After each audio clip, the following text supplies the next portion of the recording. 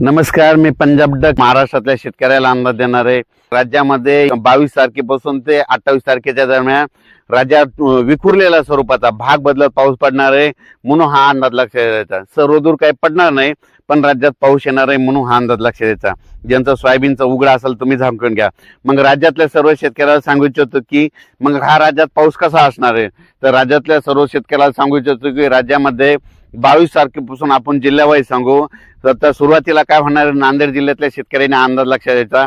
नांदेड जिल्ह्यातल्या शेतकऱ्याला सांगितलं नांदेड जिल्हा झालं, यवतमाळ जिल्हा झालं, वाशिम जिल्हा झालं, हिंगोली जिल्हा झालं, परभणी जिल्हा झालं, लातूर जिल्हा झालं, जालना जिल्हा झालं, वाशिम जिल्हा झालं, त्याच्यानंतर इकडं बीड जिल्हा, इकडं धाराशिव, सोलापूर, सांगली, सातारा, कोल्हापूर, पुणे, अहिल्यानगर ह्या पट्ट्यातल्या शेतकऱ्याला सांगू इच्छितो की म्हणजे ह्या पट्ट्यामध्ये 22 तारखेपासून ते 28 तारखेच्या दरम्यान विखुरलेल्या स्वरूपाचा वेगवेगळ्या भागात पावसाची हजेरी असणार आहे। सर्वदूर काही पडणार नाही म्हणून हा अंदाज लक्षात घ्यायचा।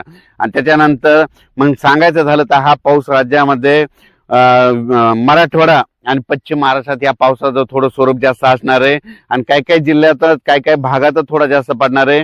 सर्वदूर काही पडणार नाही म्हणून हा अंदाज लक्षात घ्यायचा।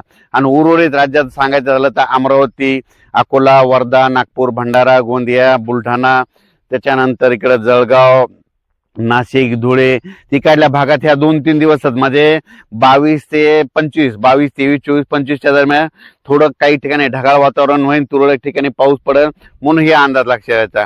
म्हणजे सांगायचं झालं तर त्या पट्ट्यामध्ये म्हणजे त्या उत्तर महाराष्ट्र, पश्चिम विदर्भ, पूर्व विदर्भात एवढा काही पाऊस पडणार नाही म्हणून हा अंदाज लक्षात घ्यायचा। कशामुळे इकडल्या मराठवाड्यात आणि पश्चिम महाराष्ट्रात कशामुळे पाऊस पडणार आहे, तेलंगणा आणि आंध्र प्रदेश आणि तामिळनाडू, केरळ इकडे पाऊस पडणार आहे।